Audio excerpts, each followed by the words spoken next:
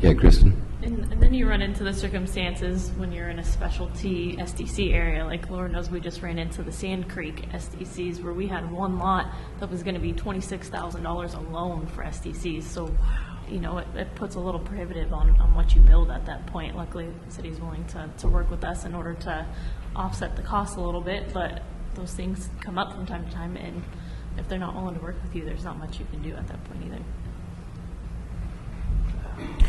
I think we're right there with Jay. I do the permits, so depending on square footage, we're probably, I think the most expensive one recently is a little more than 14.2, 14.5, but we do build 2 stories, and that's our, am I wrong, Laura? Okay. With regard to the excise tax, a house only appraises for what a house appraises for. And you have your fixed costs in construction. So, you know, one way or another, you know, we can price a house for $400,000, but if we can't sell it for $400,000 because of appraisals and market value, and it goes at $390,000, and your profit margin just dropped a couple of percentage points already, and you want to add another 0.5 or 1% on top of that, it's coming out of the builder's profit margin. It's exactly where it's coming from. And it can't be passed on. It's not a permit cost that you build into the square footage and can recover somehow. It goes to appraisal. I would like to make one comment. I'd be curious, with the tax incentives that Dave Coursey mentioned, why haven't those been looked at, or have they in fact been looked at and not moved on for some relevant reason? And the other curiosity I had, and this may seem really, really odd, but when I drive to Central Oregon, I drive through Gilchrist, one of the last, if you will, corporate communities or company communities in Oregon. And it's a logging town, I realize that. But if we're looking for long-term investment in the developers, I know the folks behind Valerian would not want to hold on to something for 30 or 40 years to recover. But we have some companies here in town that are making long-term investments in the community and their workforce. And I'm wondering about, from an economic development standpoint, if the city and county would look at those folks to help subsidize some of these multifamily units that are 20, 30, or 40, because they're going to be here, and can their investment make sense for recovery over a 20 to 30 year? It's just a curiosity. Good question. I'm not going to cover all of those items, Craig, but I did want to comment about with our system development charges of building permits. In comparison then, when you're in the county, though, you also have to go in and you have to put in your own well and your septic. So that's more the equalizer in a sense there, that those funds are going back to private companies doing those services. But yet when it really costs what to develop in the city or the county, I would think they're closer to being the same. Mark? I just want to touch a little bit on the detached living space and ADUs. Our code enforcement program, out of the 7+100 violations we have, a very large percentage of them is grandma living in a dangerous trailer next to the house with a wood stove. Yep. Scary stuff. The opportunity for property owners throughout Josephine County to go ahead and build a detached living space, and or hopefully the state comes through on ADUs, I think is beneficial for the whole county.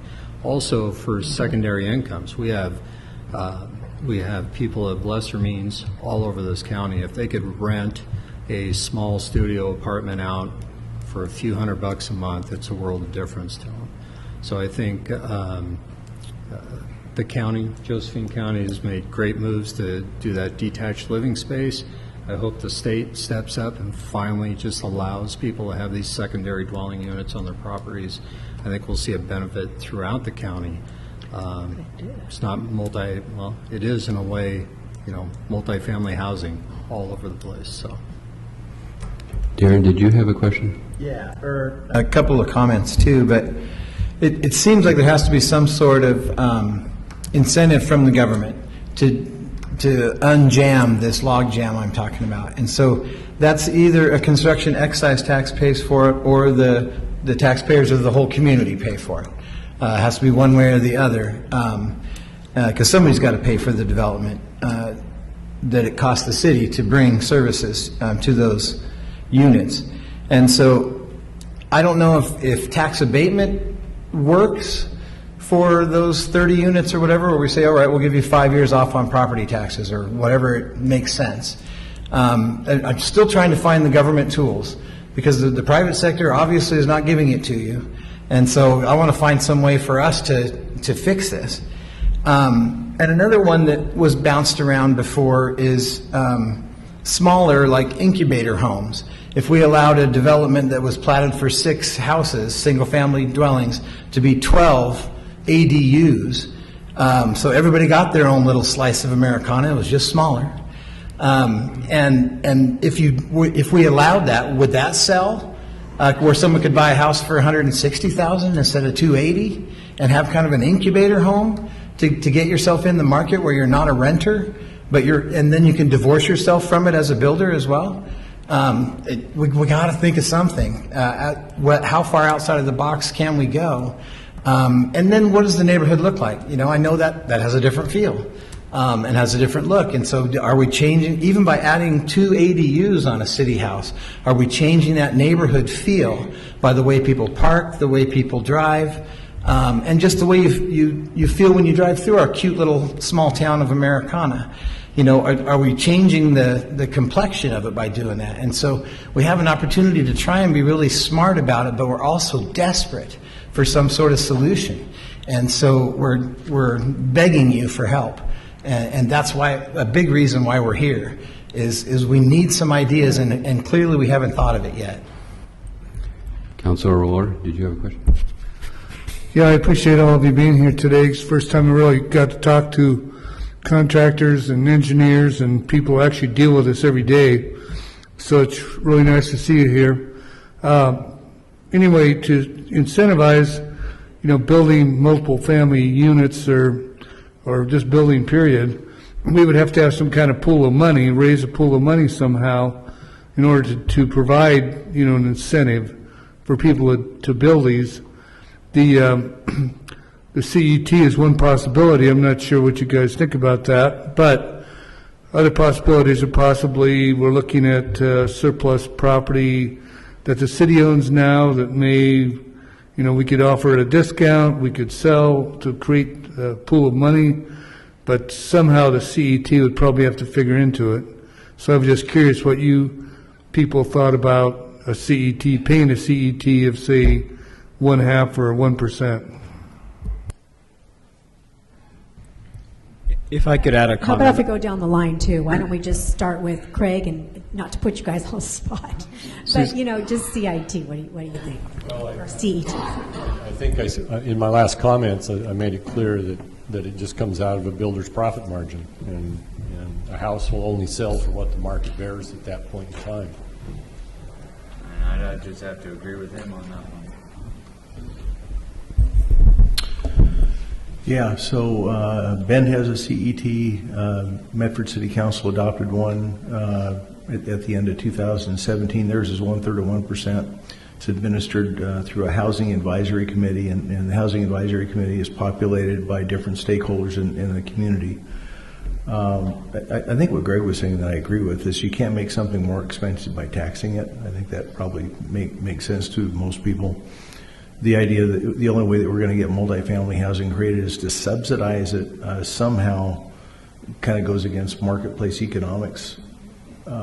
Right? If there really needs to be something built, there will be a market for it that will buy it. That's why we have most of the products that we have today. Is there's a market for it.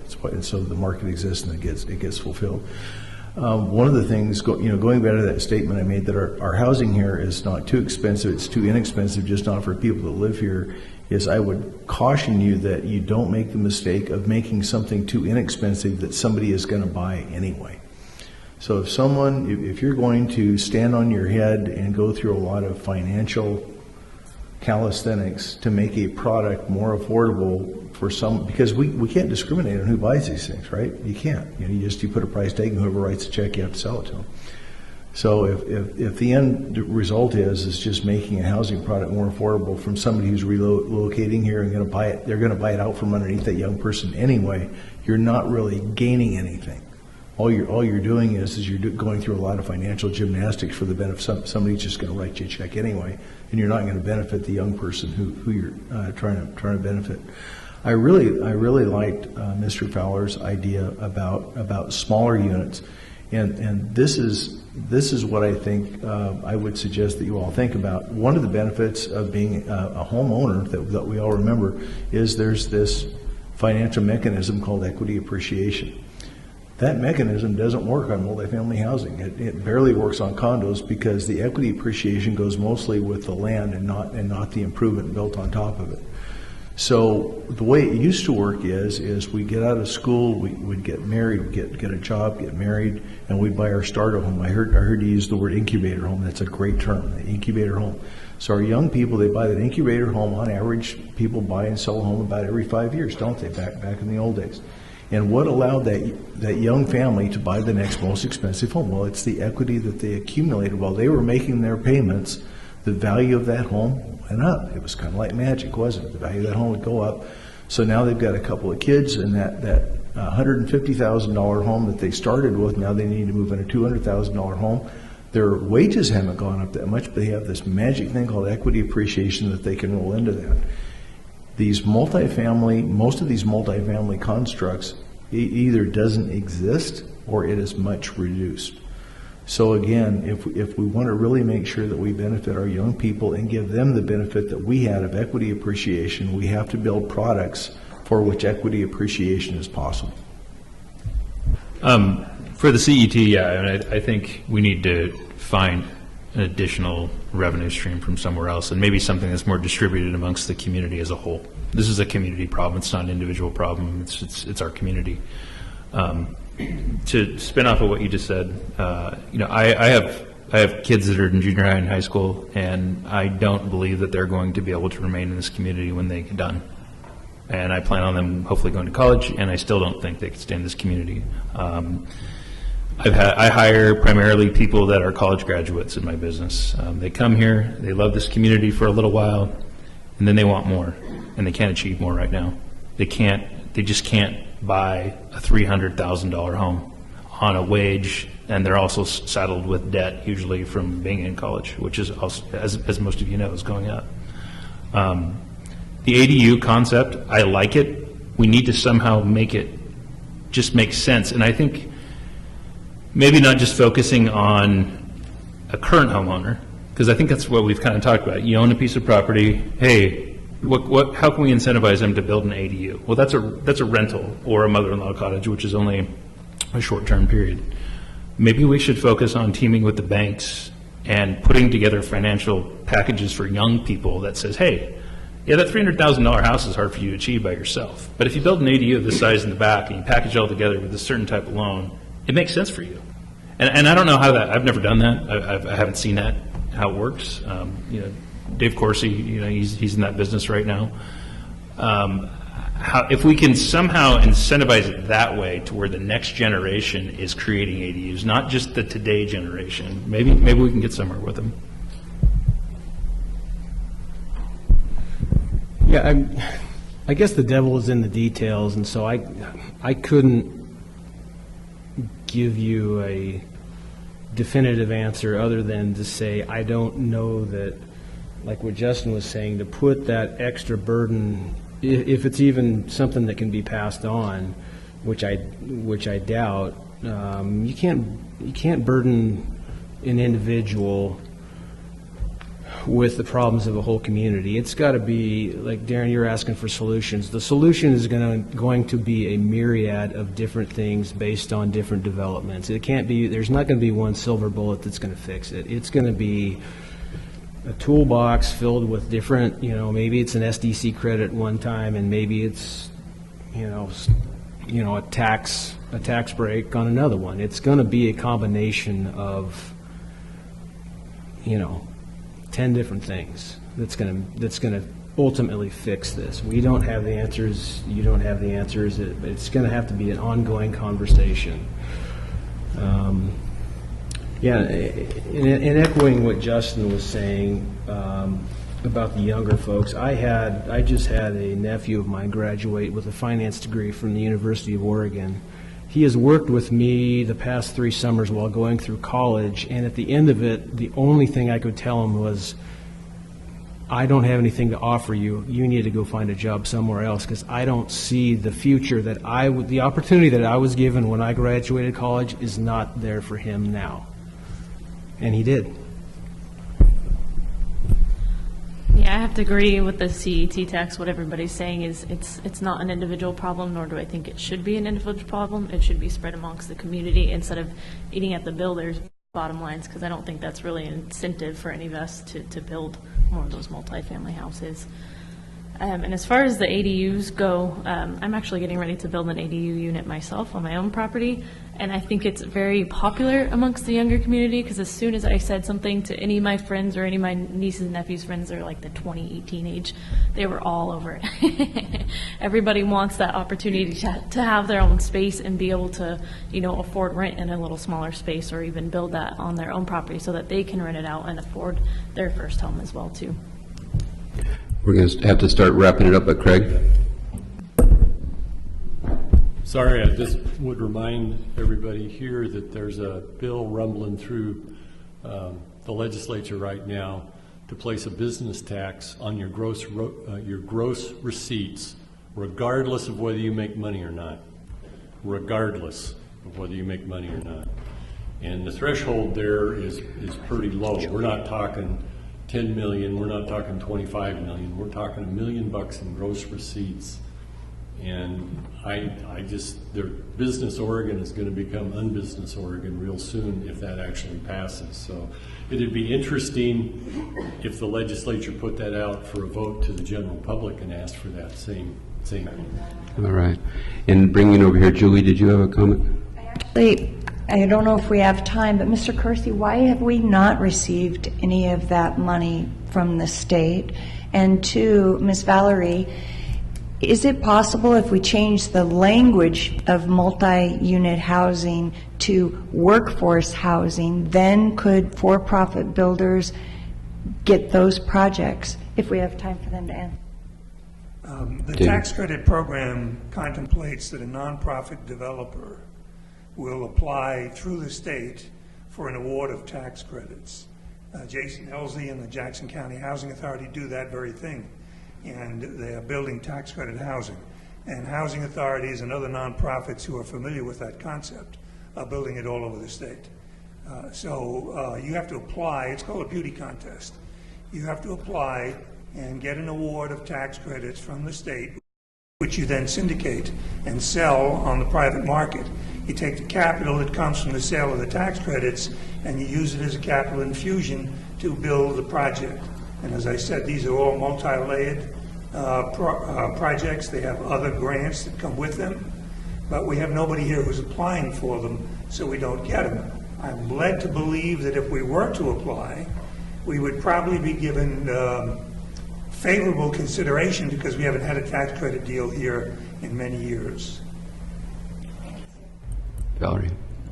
Yeah, I was just going to add they're highly competitive. I mean, they are highly competitive. So I think that's the main reason is because they're highly competitive. And my husband is older. He specialized in it for years. I mean, he's built over 600 units throughout the state of Oregon. So that was his specialty. And so, slowly as he got pushed out, nobody kind of filled the void, and so there's other highly competitive people who, because it takes years to kind of catch on and make networking. A lot of it does involve networking, and I happen to know that like the Jackson County, part of what makes them work is that they've in the past done private public partnerships. It's all about partnering as well. And at one point in time, my husband is always trying to explain this to me, but at one point in time, every county had a housing authority. Every county was given a housing authority, but there were only a few of them that survived because usually it was governmental agencies that ran them to the ground because they didn't have the business background to make them work. And so I think there's only 1 or 2 housing agencies left in the entire state. And those are the ones who had developed that private and partnership. So it was not just government, but it was a business entity that they were working with to run them. If I could add a comment, there's more than 1 or 2 housing authorities in the state of Oregon, number one, and they exist all over the country. We have one in Jackson County. It's called the Josephine County. It's the Josephine County Housing Council. It is a housing authority, but it doesn't develop housing. It only administers Section 8 individual grants.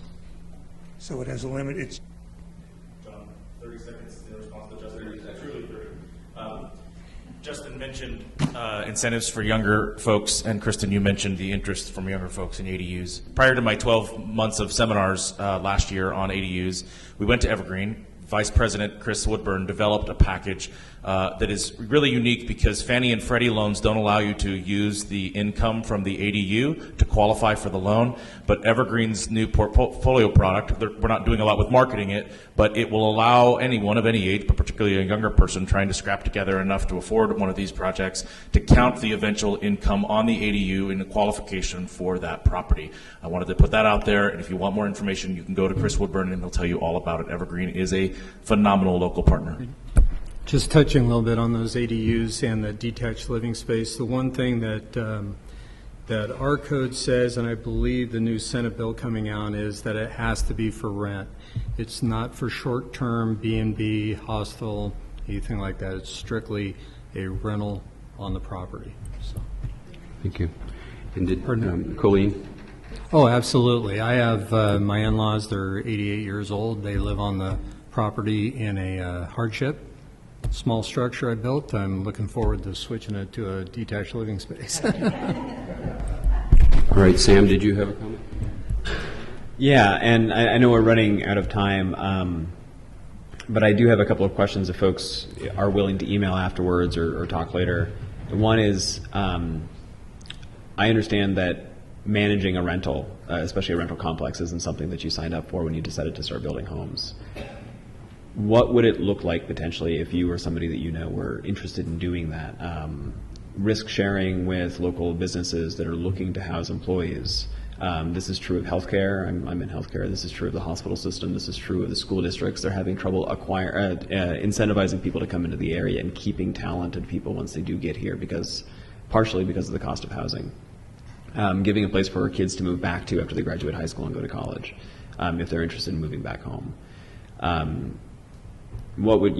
Is there a possibility around risk sharing for rent to keep those units full?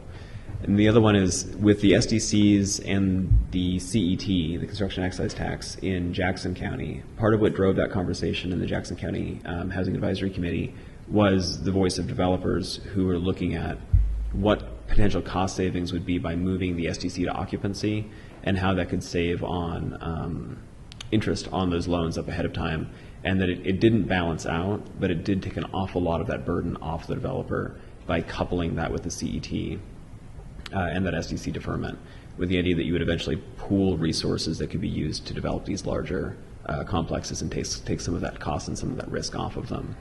And then looking at some of these larger developments that are going into Portland, there's tax increment financing and specific district taxes that have gone in to pay 3/4 the cost of some of these developments. We don't have that down here, and I'm not great at math, but it looks like we won't have anything like that until 2050 something with the current TIF.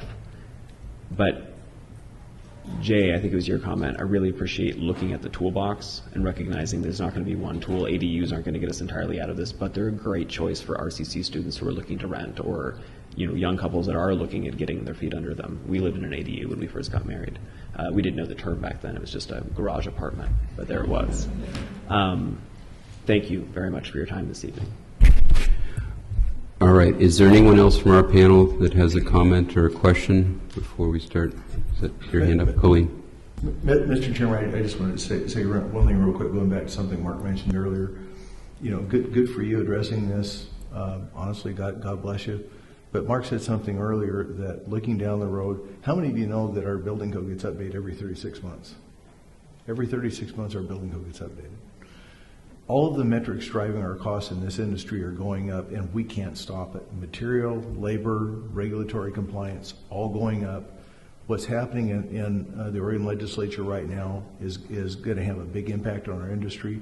Regardless of the measures that you take today, housing construction, whatever it is today, if it's X, 1 year from now it's going to be at least X plus 10%. It might be X plus 15%, depending on what happens. Thank you. Colleen?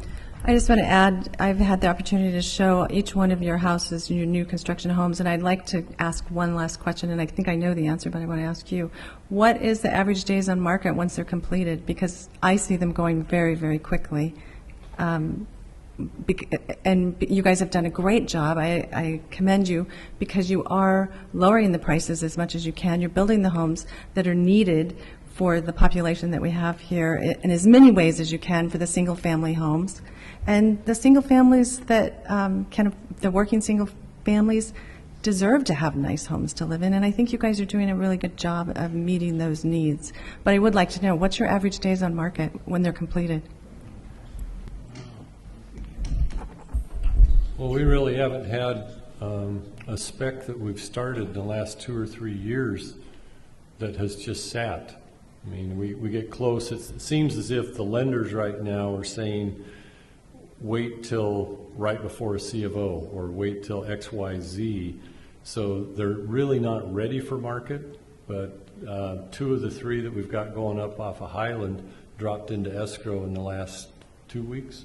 And they're not finished. I guess one's going to close this week and one will close in 2 weeks. And we had one sit on the market for about 18 months, but we rented it, and it was our mistake in the way we designed the house. It was a 2-story, but it was also wound up with a really small front room. So we fixed it. All right. And anyone else want to offer anything before we wrap it up? I have one parting thing I want to do with you guys.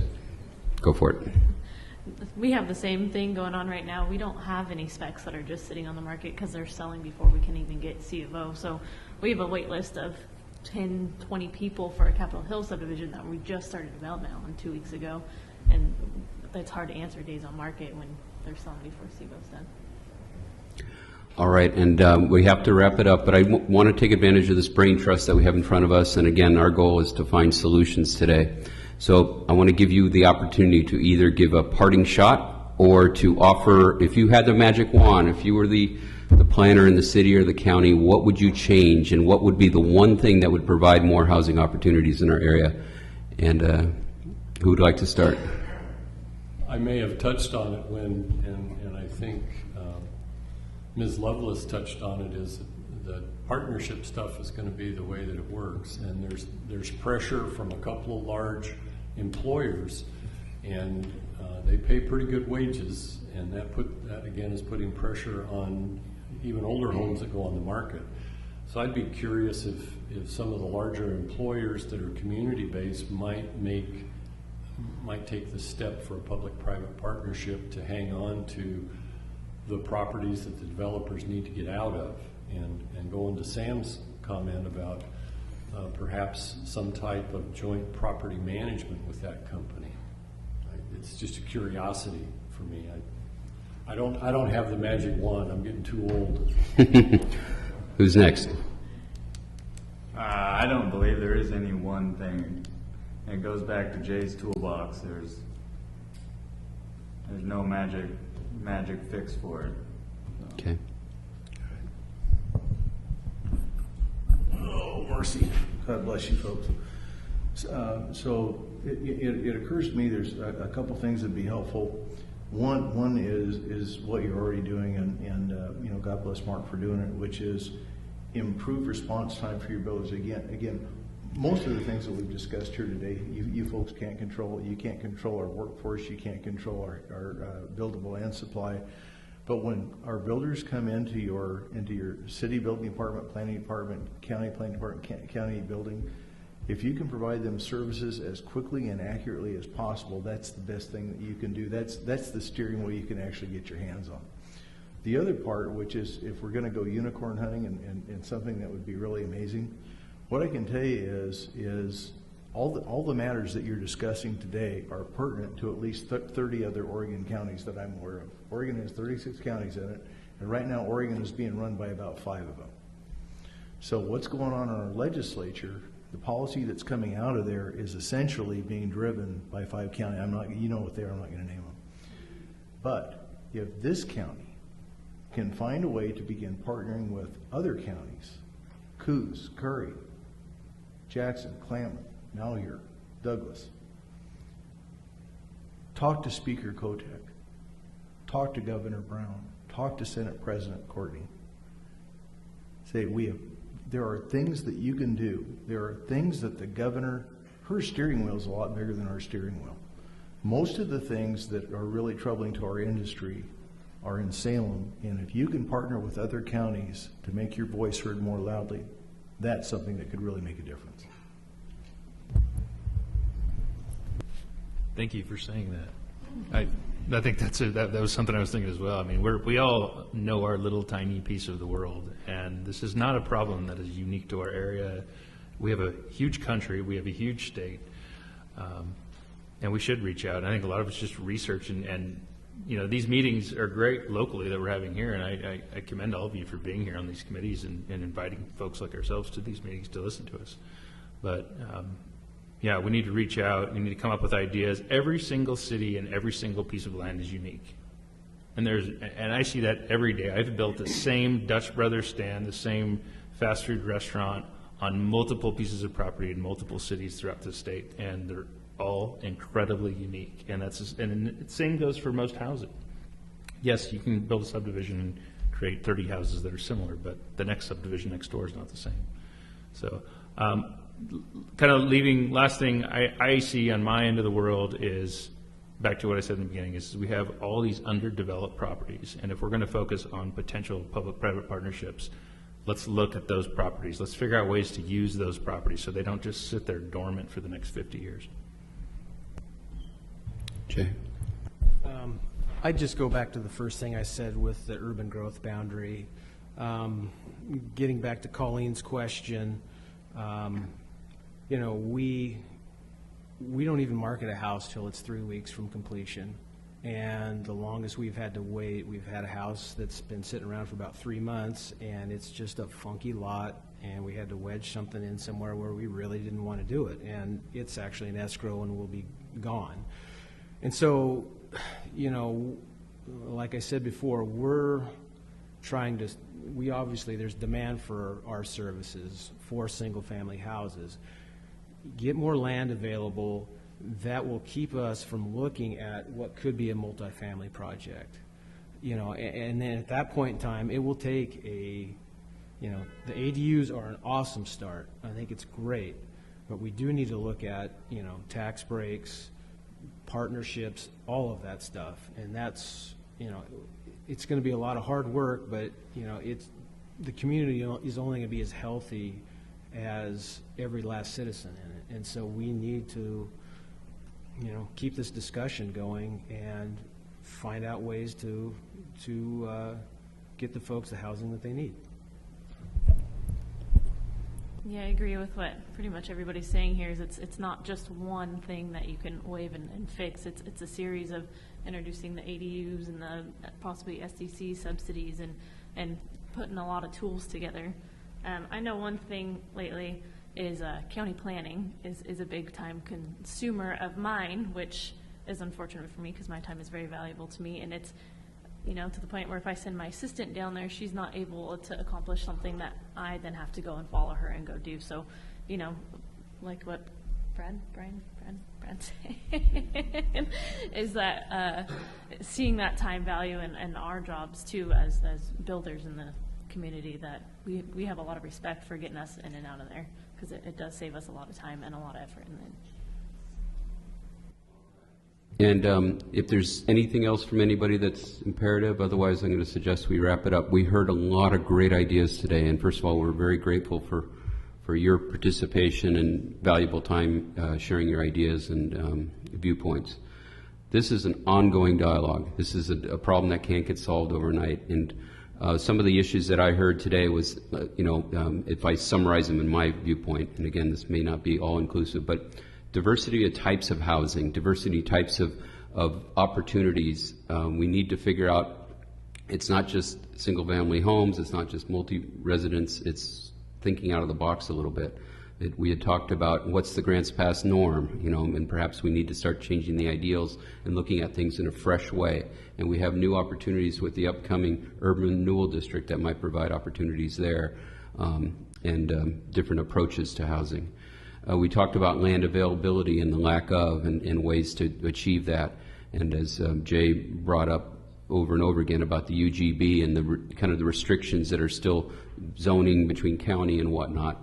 And that sounds like a big opportunity that perhaps we can address and start working on to try to find quicker solutions to provide opportunities.